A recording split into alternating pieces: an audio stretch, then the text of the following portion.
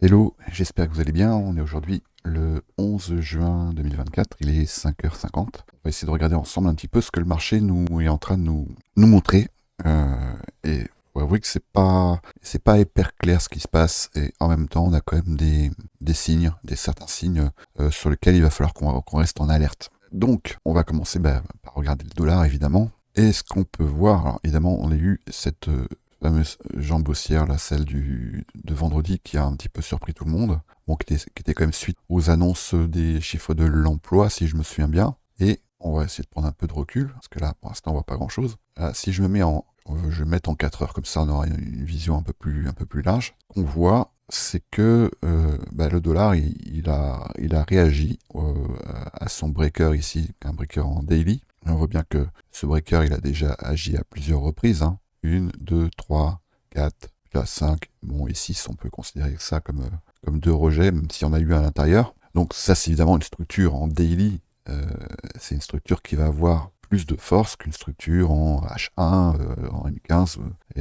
Donc forcément, il est normal qu'on ait un rejet ici. C'était la raison pour laquelle moi j'avais délimité donc cette zone de range ici. D'une part, parce qu'on avait eu cette bougie impulsive ici qui avait créé un imbalance, et puis parce qu'on avait au-dessus de ce breaker. Alors, il y a quand même plusieurs signaux qui me laissent penser que là où est le dollar, je pense que maintenant, il va revenir travailler cette zone. Bon, là, il a fait une petite incursion hors de ce range que j'avais délimité, mais il y a plusieurs signes qui me laissent penser qu'il va maintenant revenir un petit peu travailler par ici. On va voir ça ensemble. Bon, alors déjà ici, on a quelque chose qui pourrait s'apparenter, même pas qui pourrait s'apparenter, qui est un break de structure. Alors, on voit bien qu'on est venu ici prendre un plus bas et que au contact de cette imbalance en M5, il y a eu un rejet baissier. Ça, c'est une première chose. Donc ici, a priori, ce qu'on pourrait identifier comme un changement de caractère. Et puis, il y a ce que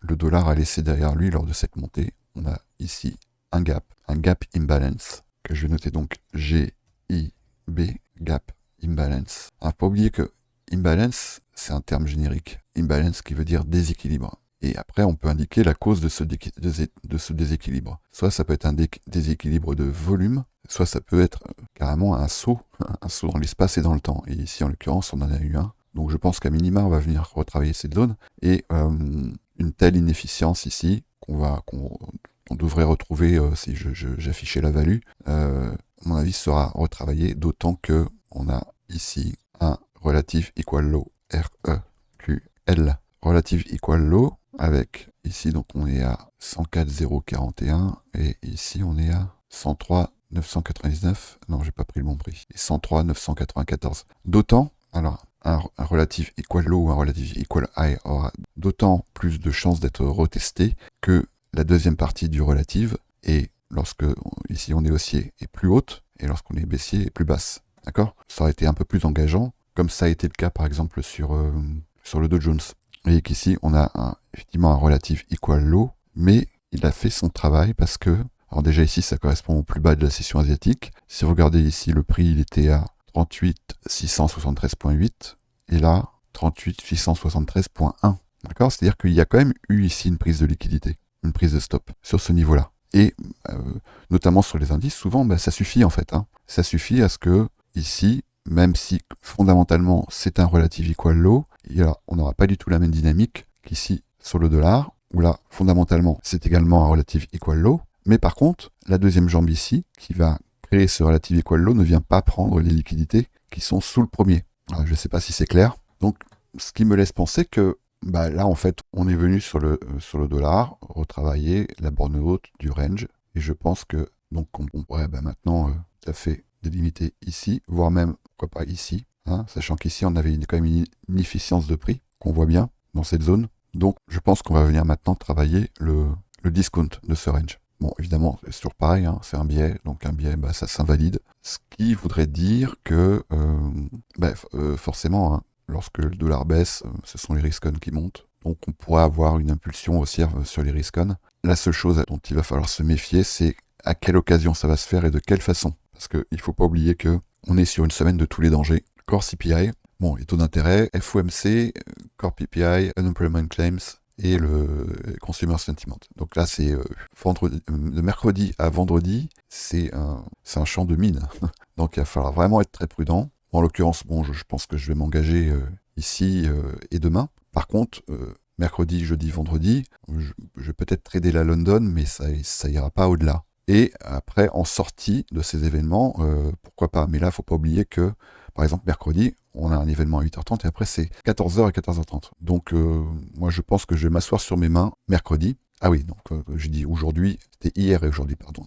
Donc demain, le CPI. Jeudi, oui, pourquoi pas, la London. Et puis après 16h, je pense que je pourrais trader. Et vendredi, pareil, London et après, éventuellement la PM pour regarder si on peut trouver par exemple un TGIF. Bon, on n'en est pas là. Donc voilà, là pour l'instant mon hypothèse. Alors, quand je dis donc de quelle façon ça va se faire, c'est que ça peut très bien aussi se faire d'une façon un peu violente, à travers notamment une mèche comme les annonces économiques savent nous faire. Hein. Il ne faut pas oublier que les carnets d'ordre se vident dans la demi-heure souvent qui va précéder une annonce éco, les carnets d'ordre se vident, parce que y a beaucoup de traders qui sont pragmatiques et qui savent très bien qu'il vaut mieux ne pas être là quand ça arrive. Et puis, en règle générale, et ça vous pourrez aller regarder par le passé comment ça s'est passé, mais souvent, avant comme ça des salves d'annonces économiques, on se retrouve avec un prix qui est assez choppy en fait, qui est assez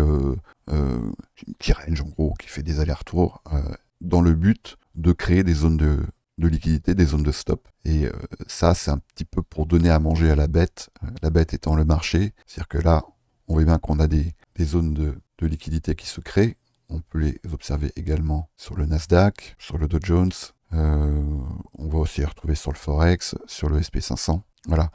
Donc, moi, je pense qu'on pourrait très bien rester contraint dans ce range ici, notamment sur les indices. Et aux annonces économiques, là, on va venir balayer un petit peu tout ça dans tous les sens. Donc, il faut vraiment être extrêmement prudent. Alors, ensuite, ce qui s'est passé sur les cryptos, notamment sur Bitcoin. Alors, j'avais noté, il y avait un petit moment ici, cet imbalance en H1.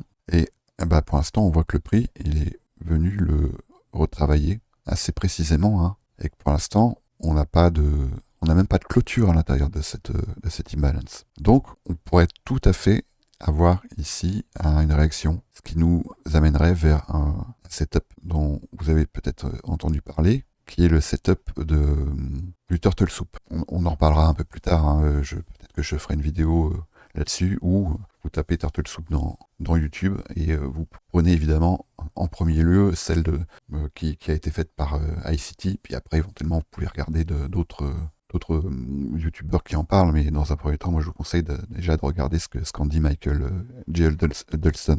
Bon, en tout cas, le principe, hein, ça va être celui-ci, c'est-à-dire qu'on a une réaction du prix qui vient travailler un vieil order block, ce qui est le cas ici, et qui vient ensuite s'occuper, le Turtle Soup, d'une zone, comme le IR model d'ailleurs, d'une zone de low resistance liquidity. Et qu'est-ce qu'on a ici? On a un low resistance liquidity. On voit bien qu'ici, on a bien un order block, mais par contre, cette bougie ici n'est pas une bougie englobante. La bougie englobante, il aurait fallu que ce soit celle-ci, mais celle-ci, vous voyez, n'a pas fait de plus haut. Donc, alors après, évidemment, un low resistance, ça peut tout à fait rester un top. Hein. C'est simplement un modèle du prix qui va considérer que suite à une jambe, à une impulsion haussière, on va préférer que le prix laissé par cette impulsion haussière soit d'abord capturé pour que l'impulsion baissière qui va suivre ait plus de force et de poids. C'est pas le cas ici, mais je pense que on va regarder en 15 minutes. Non, c'est toujours pas le cas en 5 minutes. C'est le cas à partir de 3 minutes. Donc est-ce que ça va avoir suffisamment de poids? Je sais pas. Mais en tout cas, au contact ici de cet imbalance, on voit que sur Bitcoin, on a ce qui peut s'apparenter à un changement de caractère. C'est-à-dire, on verra peut-être mieux en 2 minutes, voire même en 1.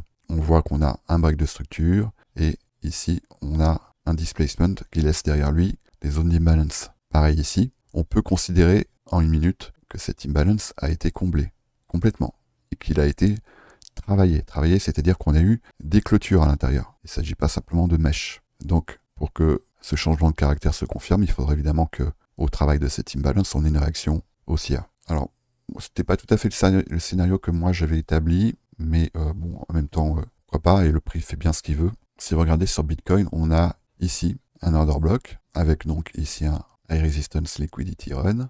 On a bien une bougie, vous voyez qu'on a ici on a une bougie baissière, et ici on a une bougie haussière qui vient avaler le travail de cette bougie. Donc a priori, ça c'est haussier, et au contact de ce fair value gap, on était censé avoir un rejet haussier. Et ça n'a pas été le cas, ça a été avalé, ce qui fait que cette bougie, la dernière bougie baissière, devient un breaker block bearish.